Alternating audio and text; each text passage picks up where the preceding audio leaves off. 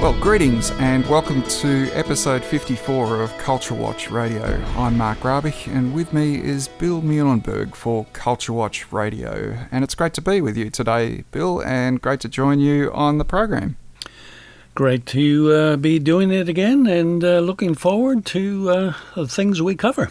Now, I see you've recently penned a piece called The Branch Covidian Crackdown on the Churches. What's that all about? Yeah, well, it might need a bit of explaining for a few. It's a bit of a merger of two things. About 30 years ago, there was a cult called the Branch Davidians. David Koresh, Waco, Texas, ended up with the FBI surrounding the place. The place burned down. Some of you might recall, so that was a real cult.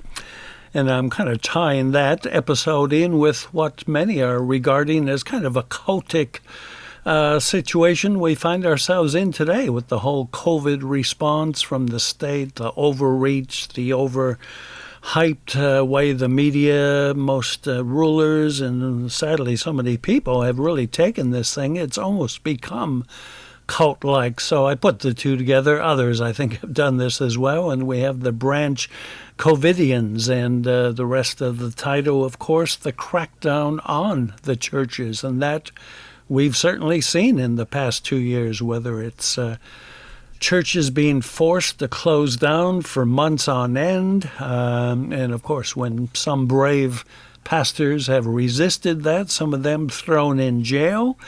We've actually interviewed some of those on this show in the past.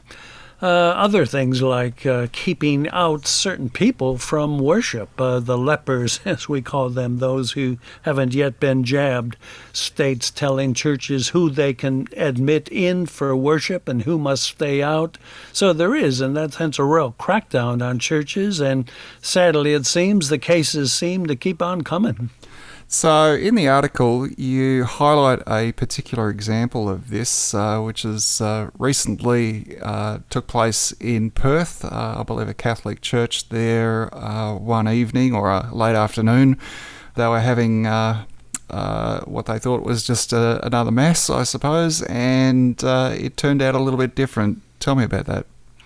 Yeah, well, it sure did. It's so different that it caught not only the news all around Australia, but I think some international news outfits have picked up on it as well. Yeah, a normal mass, I think 6 o'clock on a Thursday night. People there doing their thing as good Catholics. Next thing you know, they find a policeman with a mask waltzing right in, heading right down the middle aisle, pulling out his notebook and start talking to everybody, saying, "All right, buddy, have you got your mask? Have you got an exemption? If you don't, let me see your papers, please." Where have we heard that kind of thing before? So it was quite a shock to everyone, certainly to the priests, to the parishioners.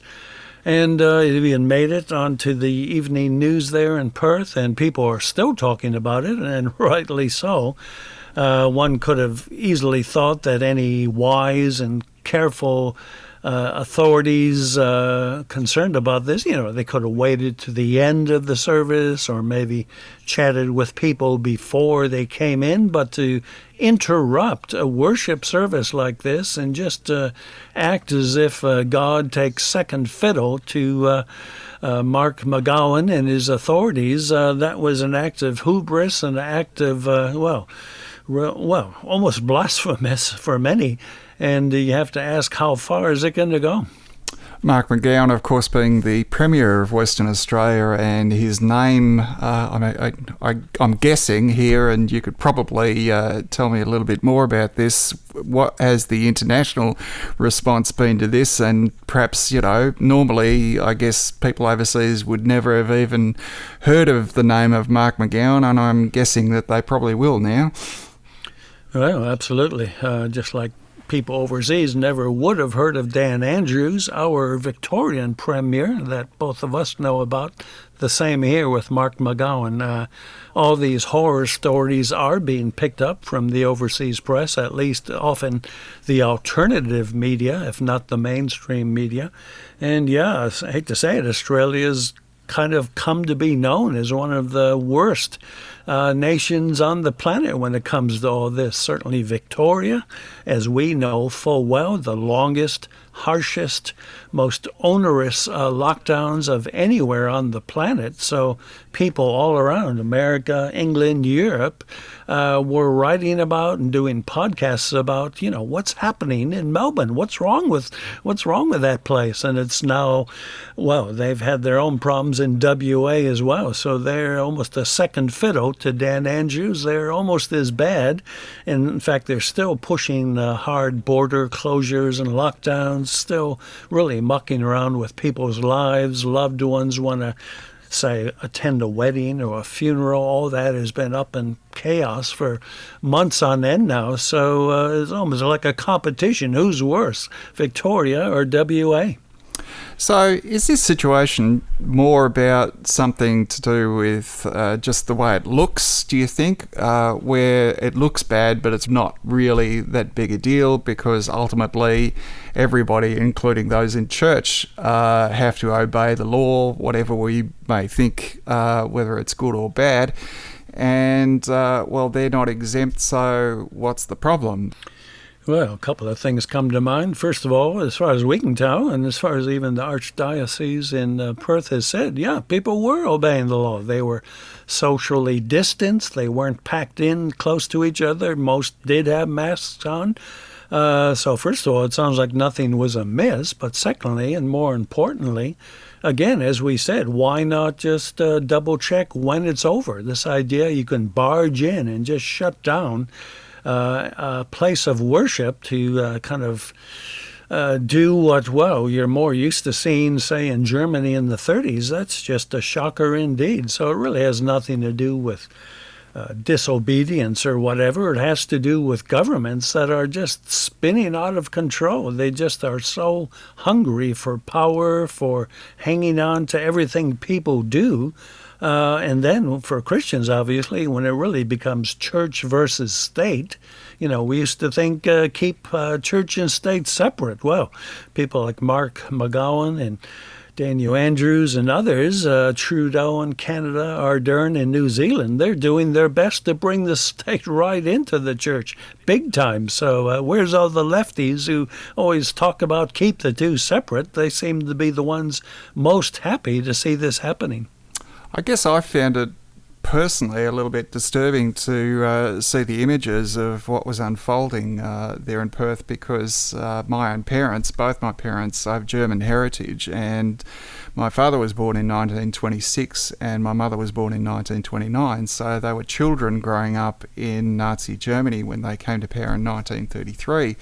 And so, especially from my mother, I remember these stories that she would tell about the state-run church, and she was actually baptised at 14 years old during the war into the confessing church or the underground church. When you see this interference unfolding, I couldn't believe what I was actually looking at. Was this really Australia in the 21st century? And have we learnt nothing really from the lessons of history?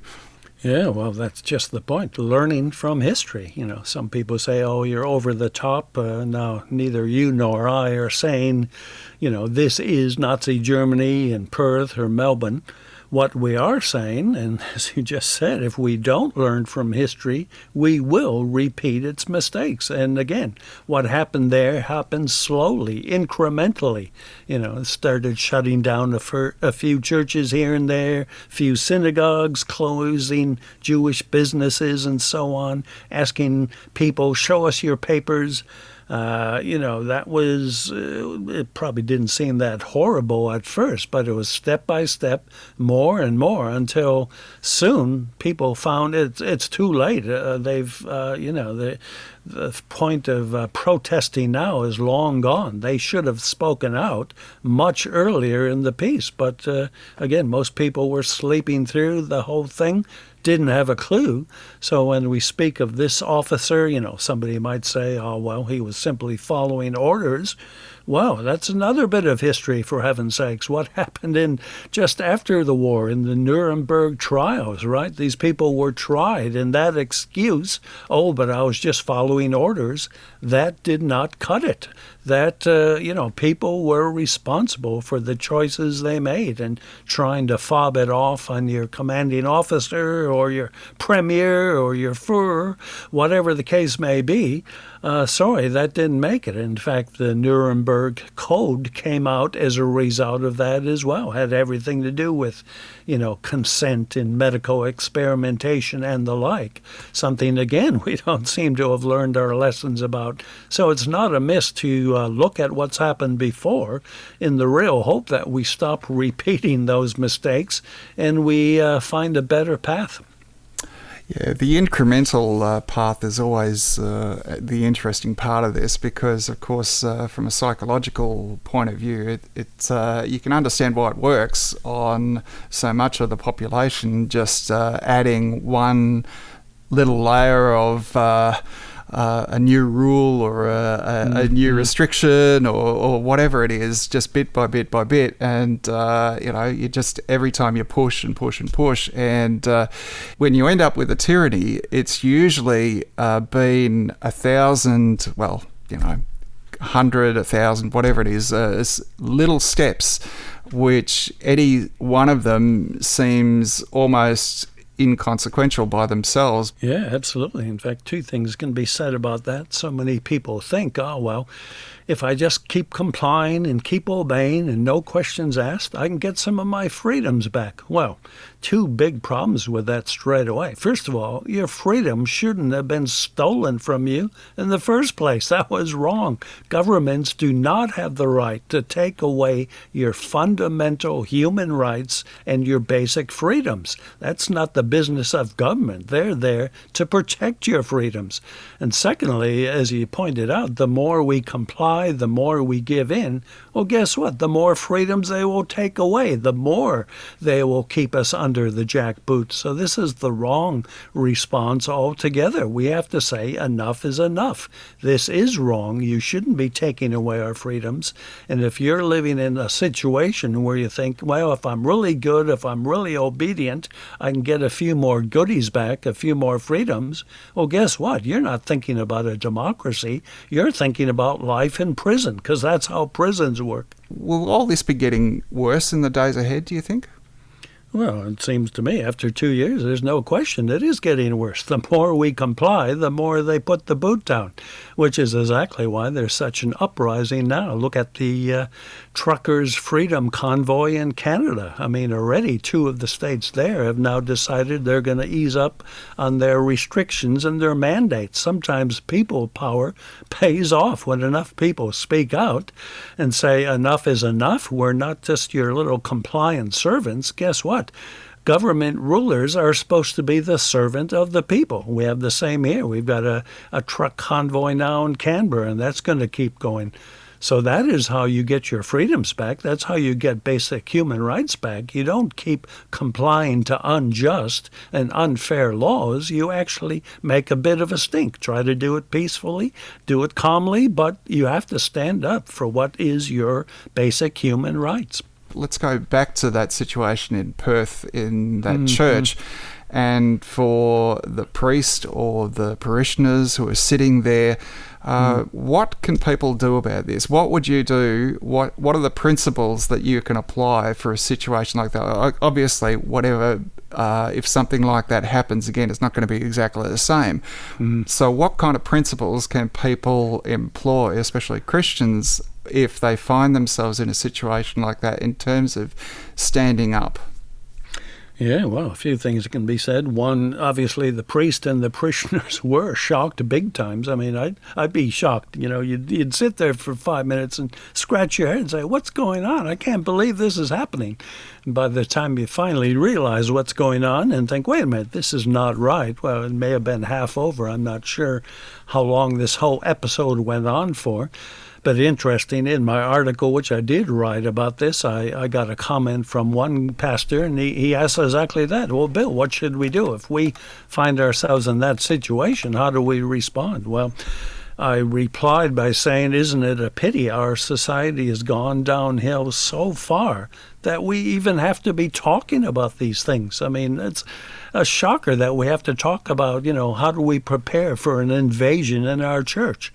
I told this fellow that, look, the main thing is we better carefully and prayerfully think hard now about what we might do, because it'll be too late when they start banging down the doors. And I did point out, of course, that also in Canada, we've had pastors who have taken a stand when this happened. There was one famous pastor last year, Easter Sunday, middle of an Easter service, 5 or 6 police busted in, wanted to take over.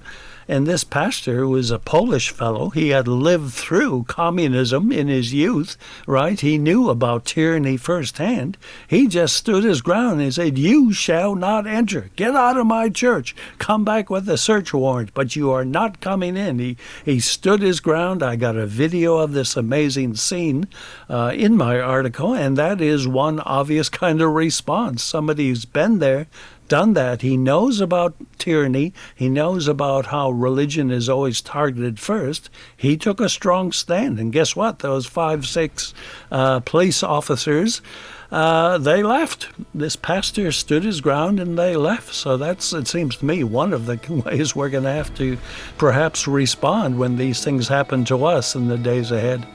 All right, well, plenty to think about there. Thanks for the program today, Bill. And for listeners, you can find this podcast on YouTube and other sites, including Bill's own website, CultureWatch. And we'll see you again soon with another episode of CultureWatch Radio.